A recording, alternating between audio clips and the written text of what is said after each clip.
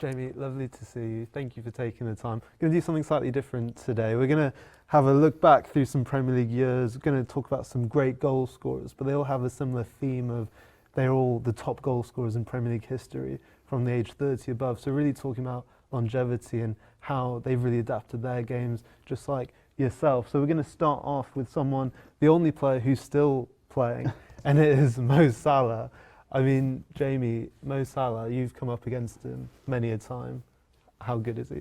No, he's unbelievable. I think it's, I think for himself personally, doing it now, obviously he didn't really have that much success when he was at Chelsea, so to go elsewhere to then come back into the Prem and do what he's done is unbelievable. And I just wonder, you know, he's obviously gone from a very speedy winger from when he was younger to, you watch him this season, for example, just clinical in front of goal. I think since he's turned 30, 55 goals in 91 games and counting. I mean, the longevity even for him, he's only 32, he's clearly adapted his game very well. Yeah, I think the main thing is when you're getting a tad older, it's just looking after yourself. You know you've got the ability and everything, so it's just keeping yourself as fit as possible, making sure that you're available for the games, and like you say, he's adapted it, and not just with his goals, it's probably with his assists as well. You can put that one down. We'll go on to the next one, and it is Didier Drogba.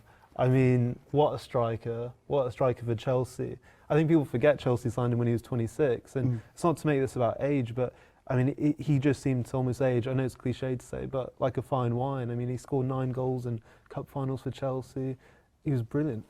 Yeah, he was unbelievable. It weren't just like a set goal. It was all different kinds. Whether it was volleys outside the box, headers, on the run. It was an absolute menace for defenders.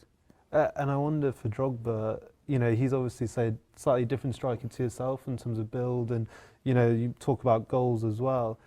You talked about taking care of yourself as your career goes on. I mean, when you're someone like him, what do you think defenders are thinking, you know, in terms of how to defend against Drogba, would you say? Try and keep him in the pocket, but it doesn't always work like that.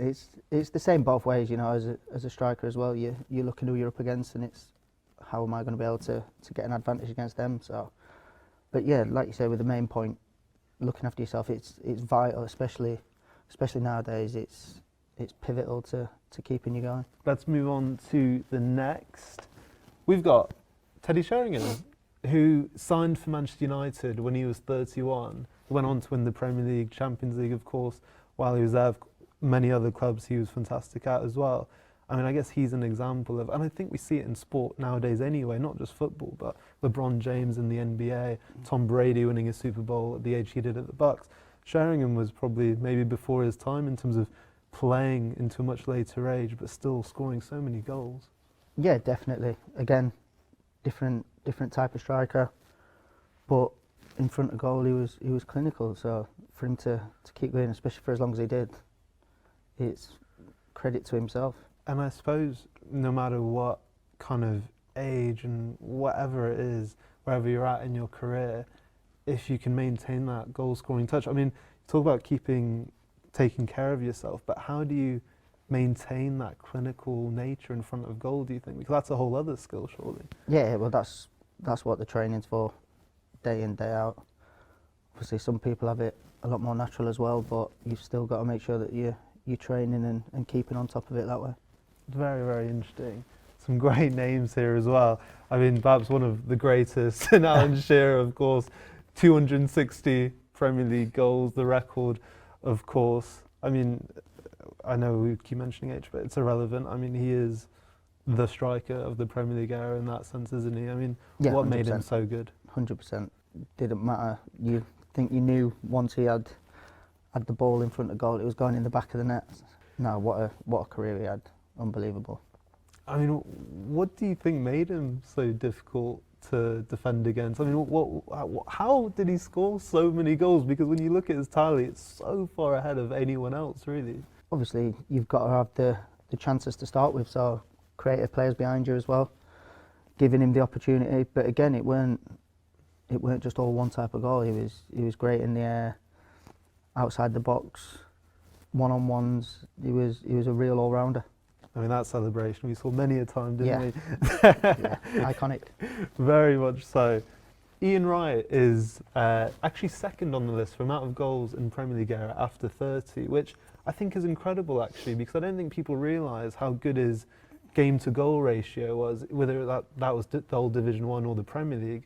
I mean, he was fantastic. Was he someone you kind of watched growing up, or, I mean, how much did you kind of watch his game and goals? I think he's probably the closest one to me, if I'm honest. I mean, that picture says it all. Look at the smile on his face. He enjoyed it. He was always having a laugh, having a joke, and I personally think that's when you get the best out of yourself, when you're able to enjoy it. You can have a laugh and a giggle, but you also know that once you step over them white lines, you've got to be bang on it. And you talked about enjoying it. Do you also see similarities in the way he scored his goals to you as well? Yeah, definitely, and as well with the celebrations. Just have two quick ones to go through now.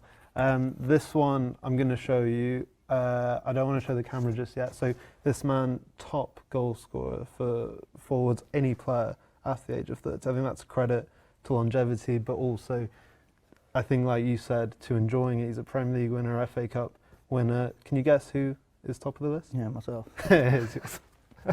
I mean, I know it sounds cliche to ask you, Jamie, but just what's the key? I mean, I know you talked about taking care of yourself, but what's the motivation behind doing it, coming in every day, maintaining that hunger? Yeah, no, to carry it on, you have to love what you're doing. I think if you didn't, then there's no point in coming. So really enjoy it. Love playing football. Training's part and parcel of it all. So you just knuckle down and get on with it. I mean, does it not surprise you? But I mean, you're still scoring at, you know, the age you're at. But I mean, you joined the Premier League at around 27. I mean, is that part of the motivation that you reach the top level a bit of a later age?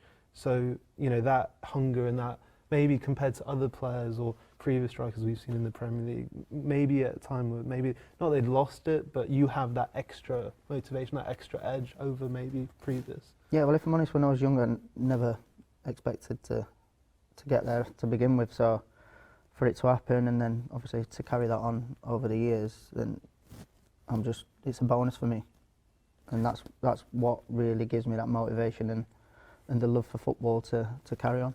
And just finally, it would be rude not to ask you, he's not in any relation connected to this list, but I have to ask you about your boss, Ruud van Nistelrooy. What is he like as a boss? But also, how long did it take you when you met him to mention you breaking his record? The record got mentioned straight away, not by myself. Not by myself, it was by the gaffer. Yeah, he brought it up in a meeting, but it was all light-hearted. And to be fair, it's up in the training ground as well as you walk to the canteen, so you have to walk past it every day. Good reminder. I mean, Yeah. What's he been like since arriving? And I mean, I suppose a wider question, just how determined is he, are you as a group of players, to turn around, you know, recent form and get yourselves higher up the table? No, he's been good. He's been good. And I think the second part that you just said there, it's like the manager and players, we're 100% committed to trying to get out of this little sticky situation that we're in. We're in a fortunate position where the gap's not too big, so there's still time to do it. And we just need to find that way of getting the result. I think once that happens, it'll click. Well, hopefully it will, Jamie. Thank you so much for taking the time. Cheers, really thank you. appreciate it.